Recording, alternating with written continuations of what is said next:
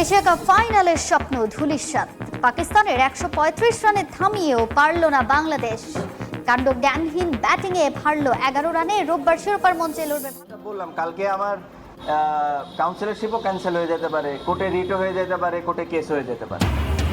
BCB নির্বাচনের councillorship নিয়ে অভিযোগের পাহাড় তামিম ইকবালের। শুনানিতে অংশ নিতে প্রায় 4 মাস পর বোর্ডে ফারুক আহমেদ। আপত্তির বিষয়ে সিদ্ধান্ত শুক্রবার। বড়িয়া আবহাওয়ায় স্থগিত এনসিএল টি20 নতুন সূচিতে মাঠে গড়াচ্ছে কাল। ড্রেনেজ ব্যবস্থার কথা মাথায় রেখে রাজশাহী বগুড়ার পরিবর্তে সব ম্যাচ সিলেটে।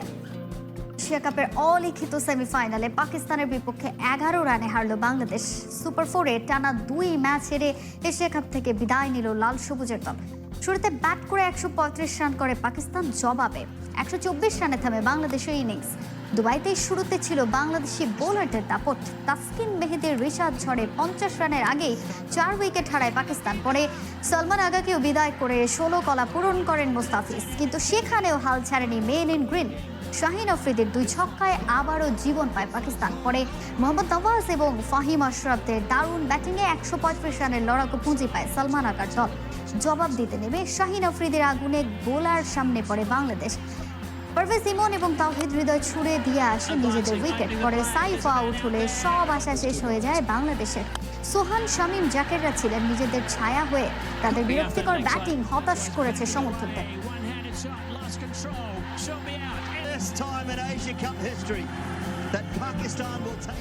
না, আমাকে পার্সোনালি প্রশ্ন করতে পারেন যে আমি নির্বাচন করব কি করব না।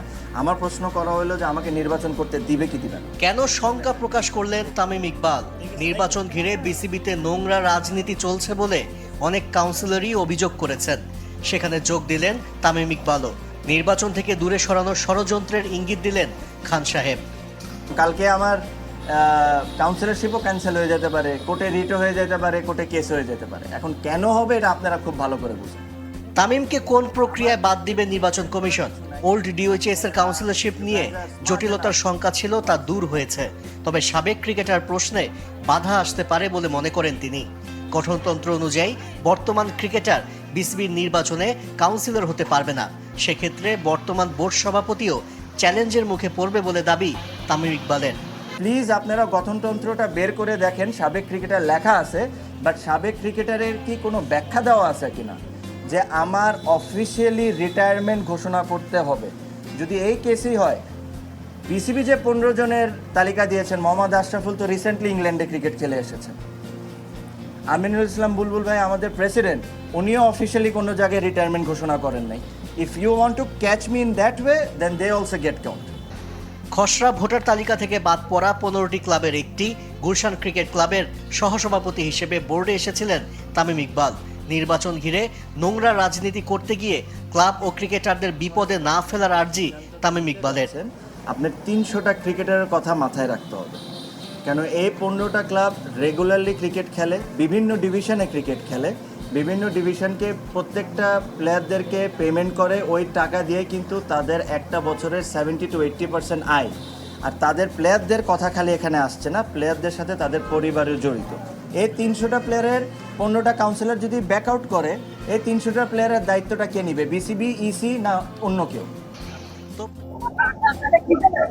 120 বলে 136ও করতে পারা যায় না, তা বিশ্বাস করা কঠিন বাংলাদেশের খেলা না দেখলে। এরকম নিদারুণ ব্যাটিং জন্ম দিয়েছে হাসি ঠাট্টার।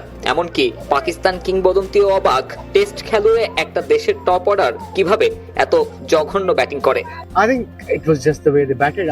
বাংলাদেশের পরাজয়ের কারণটা ওদের ব্যাটিং। বোলিংয়ে ওরা দুর্দান্ত ছিল, পাকিস্তানকে মাত্র 135 রানে বেঁধে ফেলেছিল। পরিকল্পনাটা হওয়া উচিত ছিল নতুন বলে দেখে খেলা। পাওয়ার প্লেতে 1 উইকেট হারিয়ে 40 রান করলেও ঠিক ছিল, কিন্তু ওরা 3 উইকেট হারিয়ে ফেলেছে। পাকিস্তানের মতো সেরা পেস অ্যাটাকের বিপক্ষে সিলি শট খেলে আউট হয়েছে ব্যাটাররা, আর ক্যাপ্টেন লিটনের না থাকা ভুগিয়েছে দলকে।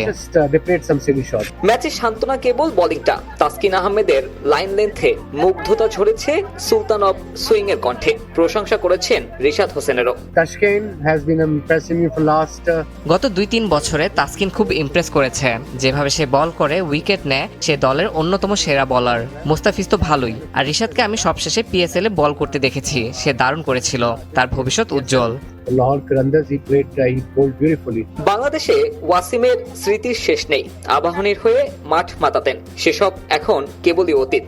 টাইগার ক্রিকেটের খোঁজ তেমন না রাখলেও ফার্স্ট ক্লাস ক্রিকেটের দুর্দশা অজানা নয় সাবেক এই পেসারের। What do you think? What can end Bangladesh trophy drought? Look, I don't follow Bangladesh first class cricket. বাংলাদেশকে তাদের প্রথম শ্রেণীর ক্রিকেটে নজর দিতে হবে।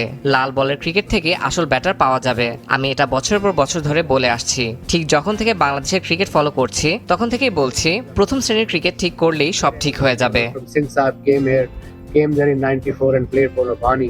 টাইগারদের ট্রফি খরা কবে কাটবে সে প্রশ্নের উত্তর দিতে পারেননি ওয়াসিম আকরাম। দুবাই এএফসির নির্দেশনা মেনে 2007 সালে বাংলাদেশে যাত্রা শুরু হয়েছিল পেশাদার ফুটবল লিগের। বি লিগ থেকে বাংলাদেশ লিগ হয়ে 2011 সালে যার নাম হয় বাংলাদেশ প্রিমিয়ার লিগ। এক যুগ পর আবারও এসেছে পরিবর্তন। এবার বাংলাদেশ ফুটবল লিগ নামে মাঠে গড়াতে যাচ্ছে ঘরোয়া ফুটবলের সর্বোচ্চ আসর। লিগ শুরুর মাত্র 24 ঘন্টা আগে নাম বদলে চ্যালেঞ্জের মুখে বাফুফে, তাই প্রথম রাউন্ডে ব্যবহার করা হচ্ছে না লোগো। সরাসরি সম্প্রচারেও নতুনত্ব আনার প্রতিশ্রুতি আপাতত পূরণ করতে পারছে না ফেডারেশন। রাউন্ড 2 থেকে আপনি আমাদের স্পন্সরের নাম দেখবেন, আপনি আমাদের নতুন লোগো দেখবেন ইনশাল্লাহ। এবং আমার যে কমিটমেন্ট ছিল যে প্রতিটি খেলার ন্যূনতম 4টি ক্যামেরা প্রোডাকশন হবে এবং একটি কিংবা একাধিক ওটিটি প্ল্যাটফর্মে সবগুলি খেলা দেখানো হবে, সেটা কিন্তু আমরা রাখবো কথা এবং সেটা আমরা রাউন্ড 2 থেকে দেখতে পারবেন ইনশাল্লাহ। নতুন মৌসুমে বদলে গেছে লিগের পৃষ্ঠপোষকও, সরে দাঁড়িয়েছে বসুন্ধরা গ্রুপ। নতুন স্পন্সর হিসেবে দুটি প্রতিষ্ঠানের সাথে আলোচনা অনেকটাই চূড়ান্ত। চুক্তি হবে 1 বছরের। আমাদের স্পন্সর অলরেডি ফাইনাল হয়ে গিয়েছে। এখন স্পন্সরের পক্ষ থেকে তারা লোগো নিয়ে আমাদের সাথে কাজ করছে। সো ইনফ্যাক্ট ওদের রেডি হলে কিন্তু আমরা কালকেই করতে পারতাম। আমরা প্রাথমিকভাবে 1 বছর চুক্তি আছে। আমরাও চাই তারা আমাদেরকে দেখুক, আমিও চাই আমরাও তাদেরকে দেখি। ওটিটি প্ল্যাটফর্ম একজন অলরেডি আমার সাথে কথা হয়ে গিয়েছে, আরেকজনের সাথে আজকে কালকের ভিতরে চুক্তি সম্পন্ন হয়ে যাবে ইনশাল্লাহ। তো দুটো মোটামুটি কনফার্ম। আমি আশা করছি আরও একটা হয়তো আসবে ইনশাল্লাহ।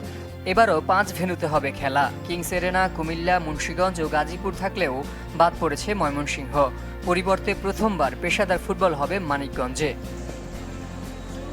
10 দলের লিগে এবার খেলছে আরামবাগ ও পিডব্লিউডি। 3 বছর পর মতিঝিলের ক্লাবটি আর 3 দশক পর শীর্ষ স্তরে ফিরেছে সার্ভিসেস দলটি। বাদ পড়েছে চট্টগ্রাম আবাহনী ও ঢাকা ওয়ান্ডারার্স।